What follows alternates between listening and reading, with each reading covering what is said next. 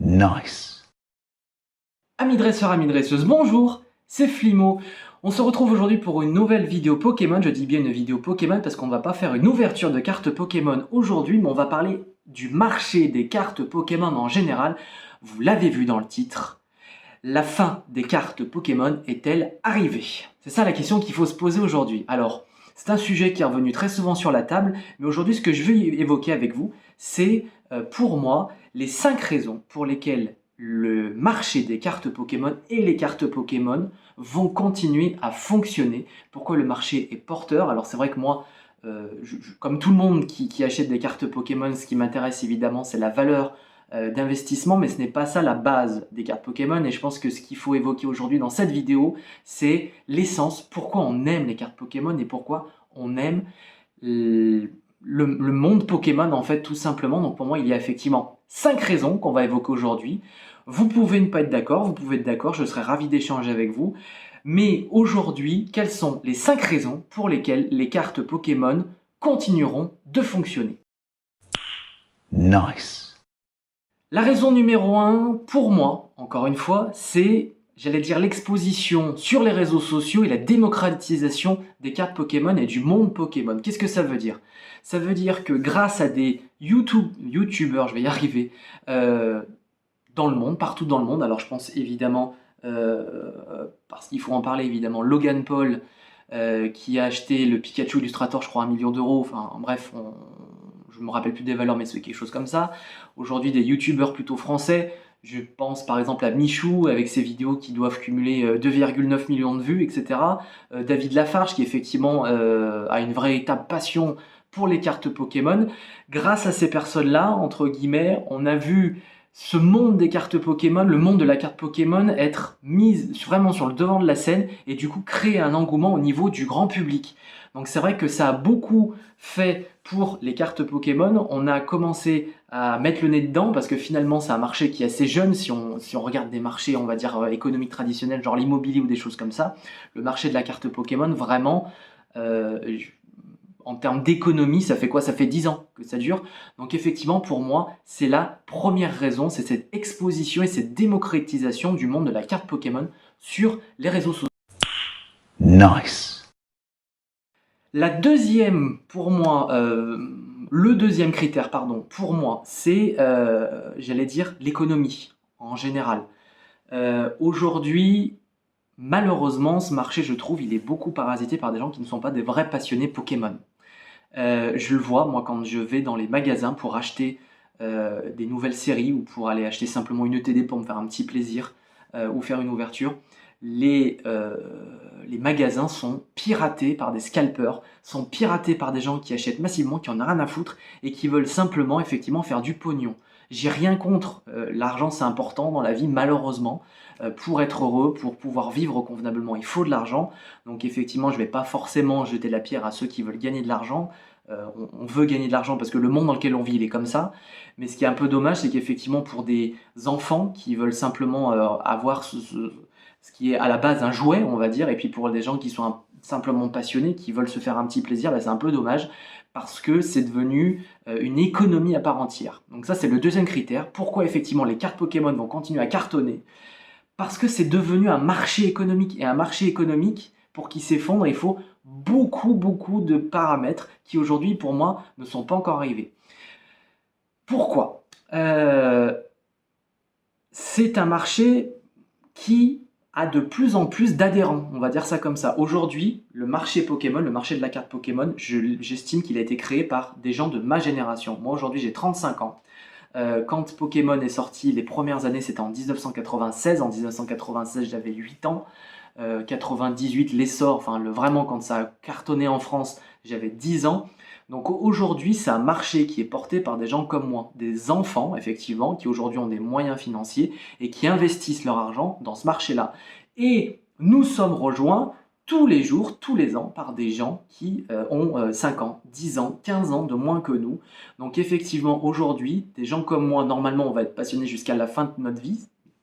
Peut-être certains, effectivement, vont avoir le feu qui va s'éteindre, mais en tout cas, à mon avis, la grande majorité va continuer à aimer Pokémon jusqu'à très longtemps. Et en plus, c'est un marché économiquement qui va être rejoint par d'autres personnes qui vont venir se rajouter. Donc tout ça fait que la valeur des cartes Pokémon va se maintenir et peut-être même monter. Pourquoi? Parce qu'il y aura autant de gens qui vont l'aimer, beaucoup de gens qui vont collectionner et encore plus qui arrivent aujourd'hui. Donc il n'y a pas de raison que ça s'effondre parce que c'est une économie qui a été créée, qui est porteuse et qui va continuer à intéresser. Et aujourd'hui, effectivement, les gens qui investissent dans les cartes Pokémon, ils n'ont pas envie de voir ces investissements s'effondrer. Donc qu'est-ce qu'ils vont faire? Ils vont tout faire pour que ça se maintienne. Donc créer de l'engouement, continuer à investir, faire s'intéresser. Ça passe par des choses toutes bêtes, hein. Moi, je vois des gens qui font des vidéos Pokémon d'ouverture avec leurs enfants, qui ont mon âge. Donc effectivement, il n'y a pas de raison que ça s'éteigne, ce phénomène. Donc c'est ça la deuxième raison, c'est effectivement le marché économique, l'investissement économique. Nice. Le troisième aspect, non des moindres, pour moi, c'est la mode du seconde main. Je parle en connaissance de cause parce que moi, j'utilise par exemple beaucoup Vinted.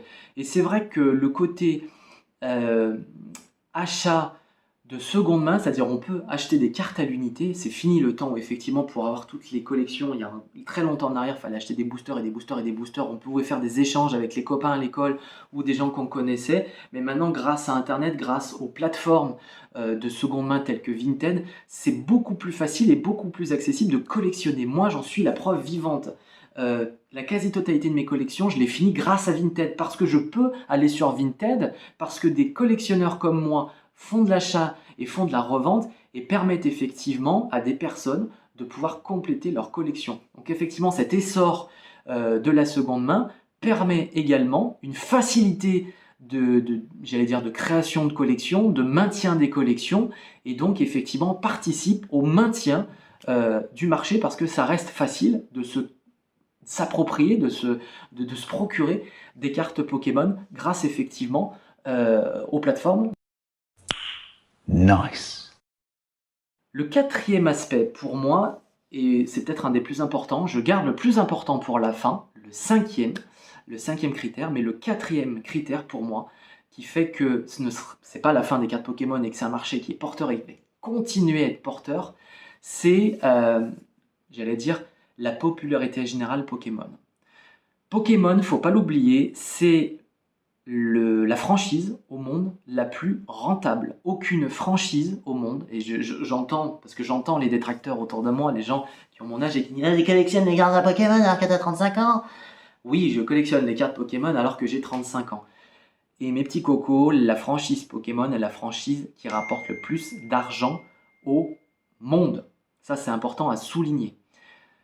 Ça veut dire quoi? Ça veut dire les cartes Pokémon, les dessins animés, les figurines, les jouets, les goodies, les jeux vidéo, j'en passe et des meilleurs, c'est vraiment quelque chose qui est porteur de ouf. Il n'y a pas de franchise la plus rentable, donc ça veut dire qu'ils savent se renouveler, ça veut dire qu'ils ont su créer de l'engouement, ils continuent à se renouveler, alors parfois effectivement avec des échecs, hein, on va pas se mentir, hein. Si je parle des cartes Pokémon, je pense qu'ils se sont totalement foirés sur Zenith Supreme. Zenith Supreme qui pour moi est une série qui était top, mais ils ont fait beaucoup de conneries, notamment la sortir beaucoup trop tard à l'époque. Je veux dire, quand tout le monde avait ouvert dans le reste du monde, nous on a attendu encore un mois pour l'avoir. Bref, ils ont fait des couacs. Mais bon, bref, ça veut dire quoi? Ça veut dire que le phénomène Pokémon, de manière globale, n'est pas prêt de s'éteindre. Ça, c'est le quatrième critère. Le phénomène Pokémon, de manière globale, est porteur, continue à intéresser, il continue à créer du contenu qui intéresse et qui cartonne. Donc, quatrième critère, c'est ça. Nice. Le dernier des 5 critères, je l'ai gardé pour la fin exprès, et je pense que c'est la base de tout, et c'est même la base dans toute collection, c'est le phénomène de nostalgie. C'est la colonne vertébrale de ce qui maintient aujourd'hui le marché Pokémon. Alors peut-être que certains diront bah c'est pas grand chose comme colonne vertébrale, mais c'est quand même une colonne vertébrale qui est primordiale et qui est la base pour moi de toutes les collections, c'est effectivement le phénomène de nostalgie. Comme je l'ai dit dans un de mes critères précédents, le marché Pokémon, il est porté par, entre guillemets, en tout cas il a commencé à être porté, pardon que je ne veux pas blesser les autres personnes, mais par les gens de ma génération. Et effectivement, quand on a une collection, et surtout une collection comme ça, Ça fait appel à quoi? Ça fait appel à la nostalgie, à l'enfance. Quand on achète des cartes Pokémon, ce qu'on essaye de racheter, c'est un morceau de son enfance.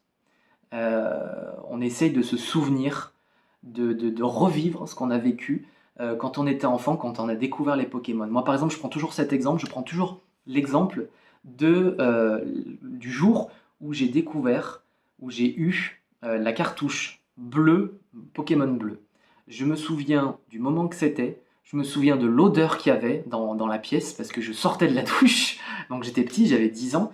Ma mère m'avait acheté la cartouche, donc je suis rentré le soir de l'école, j'ai pris ma douche, ça sentait le Sanex, je m'en rappellerai toute ma vie. Je suis arrivé dans ma chambre et sur mon lit, j'ai trouvé, parce que ma mère m'avait offert ça, j'ai trouvé la boîte avec la cartouche Pokémon bleu. Et je m'en souviendrai toute ma vie. Les cartes Pokémon, c'est la même chose. Je me souviens quand j'étais par terre, tout petit, en train de trier mes cartes, de voir ce que j'avais, etc., etc. Donc c'est ça la sève. C'est ça le critère principal, c'est la nostalgie.